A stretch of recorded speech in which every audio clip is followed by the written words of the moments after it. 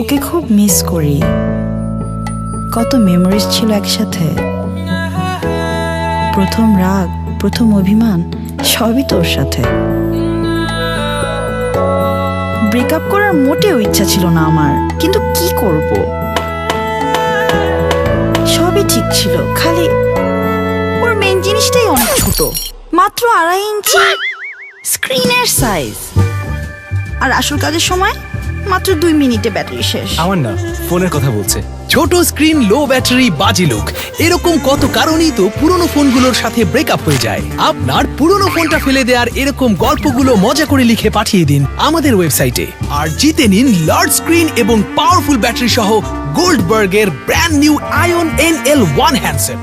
এখন কিন্তু ওর ব্যাটারি অনেকক্ষণ চলে।